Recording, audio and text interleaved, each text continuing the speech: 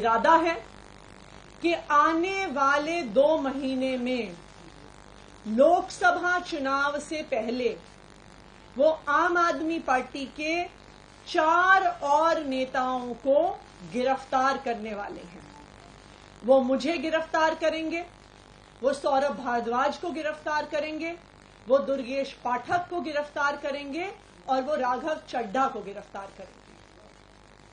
Bharatiya Janata party ने ये उम्मीद करी थी कि अरविंद केजरीवाल जी की गिरफ्तारी के बाद आम आदमी पार्टी बिखर जाएगी, आम आदमी पार्टी टूट जाएगी, आम आदमी पार्टी का मोराल डाउन हो जाएगा, क्योंकि आम आदमी पार्टी का अब सारी सीनियर लीडरशिप जेल में है, हिरासत में है।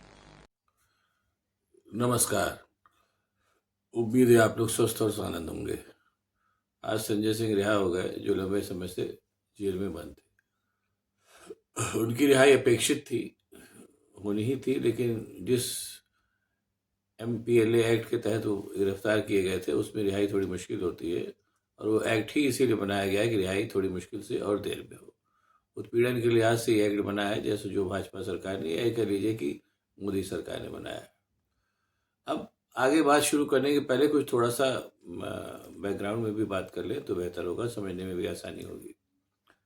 भारतीय जनता पार्टी की सरकार जब से आई तब से उसका एक, अब ये कहने में कोई हिचक नहीं है, तब से उसका जो मुख्य मोटो था वो ये था कि विपक्ष को धीरे धीरे इस कदर कमज़ोर कर दिया जाए कि वो सिर उठाने के लायक न रहे, और इस प्रोसेस में अगर संभव तो लंबे समय तक भारतीय जनता पार्टी की सरकार रहे, और अगर संभव तो विपक्ष नष्ट ही हो जाए, केवल भारतीय जनता पार्टी की एकल सरकार रहे।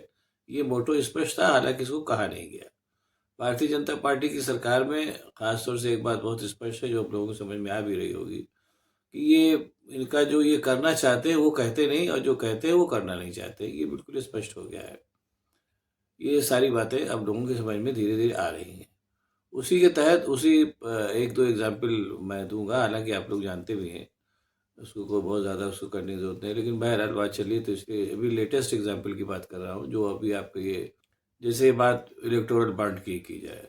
इलेक्टोरल बॉन्ड का आप लोगों को याद होगा कितना ज़ोर शोर से कहा गया था कि ये राजनीति में शिथिलता लाने के लिए किया गया है, ये है वो है, तमाम बातें कही गई थी।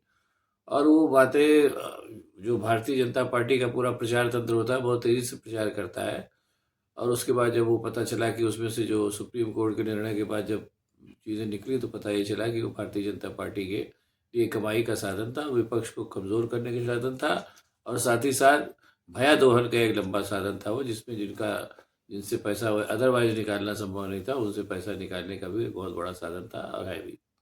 ये एक बात सामने है, और इस तरीके की और भी कई ऐसे आप उनके भारतीय जनता पार्टी का पूरा 10 साल का शासन देखें तो उसमें कई चीज़ें ऐसी हैं, जैसे फॉर एग्जांपल अब आजकल उसका वो मामला चल रहा है EVM का। EVM में भी यही है कि EVM में सारी तरीके लोग बातें कर रहे हैं कि इसमें गड़बड़ी हो रही है, सारी बातें वीवीपैट के मामला सुप्रीम कोर्ट ने मान भी लिया है, ये सब सारी बातें हैं, यानी कहीं ना कहीं EVM में भी गड़बड़ी है। और जिस तरीके से मैं पहले भी कह चुका हूँ, आज भी कह रहा हूँ, कि जो पिछला पाँच राज्यों का जो चुनाव हुआ था, उन 5 राज्यों के चुनाव में जिस तरीके से भारतीय जनता पार्टी आगे आई, और मध्य प्रदेश में खास तौर से, उससे ये साबित होने गया कि कहीं ना कहीं EVM में गड़बड़ी तो है। अब ये कि उसको साबित होना बचा है, देखिए जैसा होता है वो हो भी सकता है। और ये सरकार एक काम और कर रही है जो धीरे धीरे लोगों की समझ में आ रहा है। वो सरकार ये काम कर रही है कि जो एग्जीक्यूटिव पर तो सरकारी काबिज है, एग्जीक्यूटिव के माध्यम से ऐसे काम कर रही है जो बाद में जा करके लोगों के उत्पीड़न का कारण बनते हैं। जैसे फॉर एग्जाम्पल अभी लंबे समय तक उत्तर प्रदेश में खास तौर से लोगों को देशद्रोह कानून के तहत अंदर किया जाता था।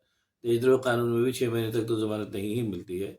बाद में जब सुप्रीम कोर्ट ने हस्तक्षेप किया कि हर मामले में देशद्रोह कानून लगाने की क्या जरूरत है, तब कहीं जाकर के उस परंपरा से मुक्ति मिली। या जैसे फॉर एग्जाम्पल इसमें क्या नाम है, ये बुलडोज़र चला दिया जाता था किसी भी मामले में।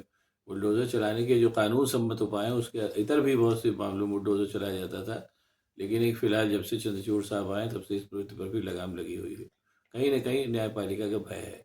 यानी एक तरीके से देखा जाए तो पब्लिक को और क्या नाम है, जनता को पब्लिक को और क्या नाम है, विपक्ष को परेशान करने के लिए कानूनों में तोड़ मरोड़ और क्या नाम है उस तरीके से नए कानून बना करके, जैसे अभी MPLA एक्ट बनाया गया है जिसमें भी लंबे समय तक जमानत का प्रावधान ही नहीं है। लोगों को परेशान करने की प्रवृत्ति भारतीय जनता पार्टी की है ताकि विपक्ष कमजोर से कमजोरतर होता चला जाए। हो भी रहा है एक तरीके से देखा जाए तो। या जैसे फॉर एग्जाम्पल जब संसद में जो भी उनके खिलाफ बोला, जैसे संजय सिंह ही बोलते थे इसीलिए उनको अंदर किया गया। राहुल गांधी के साथ भी यही हुआ, उनको अंदर करना तो संभव नहीं था, हालांकि उसको अंदर करने की उनको भी प्रोसेस पूरा कर लिया गया था, लेकिन चूंकि उनका कद इतना बड़ा है कि वो अंततः सुप्रीम कोर्ट ने उसमें हस्तक्षेप किया, उनको बेल मिली, लेकिन उनकी संसदीय छीनी गई। ये सब काम उनके साथ भी हुआ। यानी ये जो भारतीय जनता पार्टी की सरकार है पूरी तरीके से चाहती है कि जो भी विपक्ष है वो बिल्कुल एकदम बौना बना रहे और इस हद तक भंग हो जाए कि भारतीय जनता पार्टी का लंबे समय तक शासन रहे, जैसे एक जमाने में कांग्रेस का हुआ करता था। कांग्रेस का शासन लंबे जमाने तक हुआ करता था, वो भी एक गलतफहमी है लोगों की। कांग्रेस का अगर एक छत्र शासन था वो कुल मिला के कुल 20 साल था, 1947 से लेकर के और 1967 तक। उसके बाद से विपक्षी दल लगातार आक्रामक और बलवान होने लगे थे। ये आप कोई भी इतिहास को उठा करके पढ़ के देख सकता है। जितनी कम्युनिस्ट पार्टियां थी, जितनी समाजवादी पार्टी थी, और यहाँ तक कि जो भारतीय जनसंघ जो उस जमाने में था उसको भी सीटें मिलनी शुरू हो गई थी। अगर कांग्रेस का यही रवैया होता जो आज की तारीख में पुरानी जनसंघ और आज की भारतीय जनता पार्टी का था, तो अटल आडवाणी के जैसे दो सदस्यों को पीस डालना बहुत आसान मुश्किल काम नहीं था कांग्रेस के लिए उस जमाने में। लेकिन कांग्रेस ने ऐसा नहीं किया कि वो सच में लोकतंत्र की हिमायती थी और है भी, अभी भी है। लेकिन भारतीय जनता पार्टी के साथ इतना कन्फर्म हो गया है कि वो लोकतंत्र की हिमायती कहीं से नहीं है, और अगर उसका बस चले तो वो लोकतंत्र को पूरी तरीके से ख़त्म कर दे। दिक्कत यह है कि आज की राजनीति में अलग थलग होना संभव नहीं है, और अंतर्राष्ट्रीय राजनीति में भारतवर्ष जो है एक लोकतांत्रिक देश के नाम से प्रतिष्ठित है। इसलिए अंतर्राष्ट्रीय राजनीति में झूठ बोल करके लोग भ्रमित करने के लिए अंतर्राष्ट्रीय राजनीति को मोदी साहब कहते भी हैं कि राजनीति जो है वो हमारा भारतवर्ष लोकतंत्र की माँ है, लोकतंत्र की जननी है। हालांकि ऐसा है नहीं। जिस तरीके की हरकतें वो कर रहे हैं वो निश्चित रूप से बताता है साफ साफ कि लोकतंत्र में उनकी कोई उनका यकीन नहीं है, और वो पूरी की पूरी तरीके से इस बार जो 2024 का चुनाव है, ये वो मान के चल रहे हैं कि 2024 में चुनाव में अगर पूरी तरीके से सफल हो जाएं अपनी उससे क्या नाम है हरकतों से, तो फिर लंबे समय तक हम ही शासन करेंगे, ऐसा उनका मानना है, और उसी दिशा में अग्रसर है अभी। वो तो ये है कि चूंकि अभी जुडिशरी यहाँ पर सक्रिय है और जुडिशरी में अपना काम कर रही है, काफ़ी हद तक काम कर रही है, और स्पेशली सुप्रीम कोर्ट खास तौर से। हाई कोर्ट तो उतना सक्रिय नहीं रह गए कई मामलों में, जैसे गुजरात का हाई कोर्ट था राहुल गांधी के मामले में सक्रिय नहीं था, बल्कि एक तरीके से सरकार का हिमायती ही था वो। उसी तरीके से इस वजह से कुछ अभी मामला जो है वो कानून सम्मत राज्य बचा हुआ है। देखिए धीरे धीरे वो बचा भी रहेगा, और लोकतंत्र भी अभी कुल मिलाकर के उतना मृतप्राय नहीं हुआ है जितना मोदी जी चाहते हैं। देखिए क्या होता है। ये एक तरीके से देखा जाए तो जो जैसा तंत्र अपने नरेंद्र मोदी चाहते हैं वैसा तंत्र इस 2024 के चुनाव के बाद आता है, या वो तंत्र आता है जो लोकतंत्र का मूल तंत्र है वो आता है, यही देखना दिलचस्प होगा। फिलहाल संजय सिंह जो लंबी गिरफ्तारी के बाद रिहा हुए हैं, उससे ये कहना संभव है कि लोकतंत्र में अभी जान बाकी है। देखिए क्या होता है। असली बात तो चुनाव के बाद सामने आएगी। अब आपको अगर ये वीडियो पसंद आया तो इसको लाइक करिए, शेयर करिए, साथ ही साथ मेरे चैनल को सब्सक्राइब करिए। और यहाँ एक बात और बता दूँ, बीच में बात बताना रह गया कि उसी लोकतंत्र की गिरफ्तारी के तहत, लोकतंत्र की को ख़राब करने के तहत ही केजरीवाल की और जो आपके बाकी नेता उनकी भी गिरफ्तारी की गई है। अभी एक आपकी मंत्री आतिशी, उनका बहुत बढ़िया इंटरव्यू है, आप लोगों ने भी पढ़ा होगा। उन्होंने साफ साफ उसमें कहा है कि इस समय जो भी कानून बनाए जा रहे हैं वो कानून इसीलिए बनाए ही जा रहे हैं कि विपक्ष के नेताओं को परेशान किया जा सके। संजय सिंह को भी उसी के तहत गिरफ्तार किया गया था, हालांकि आज वो रिहा हो गए। तो आतिशी का इंटरव्यू भी आप लोग देखिएगा, बहुत बढ़िया इंटरव्यू है, आप लोगों को भी पसंद आएगा। वो आप लोगों ने देखा भी होगा, ऐसी बात नहीं है। अब अगर आपको ये वीडियो पसंद आया तो इसको शेयर करिए, लाइक करिए, साथ ही साथ मेरे चैनल को सब्सक्राइब करिए ताकि आपको ऐसी बातें मैं बताता रह सकूँ। बहुत बहुत धन्यवाद, नमस्कार। उनकी कस्टडी को लगातार बढ़ाया जा रहा है, लेकिन दूसरी तरफ राहत की खबर सुप्रीम कोर्ट से संजय सिंह के पक्ष में आई है। हमें उम्मीद है जिस तरीके से संजय सिंह को राहत मिली है सुप्रीम कोर्ट से, अरविंद केजरीवाल जी को भी न्याय मिलेगा, हेमंत सोरेन जी को भी न्याय मिलेगा। जो ये कदम भारतीय जनता पार्टी उठा रही है कि चुने हुए मुख्यमंत्रियों को जेल भेजना, इससे भारतीय जनता पार्टी की पूरी दुनिया में थू-थू हो रही है, बदनामी हो रही है।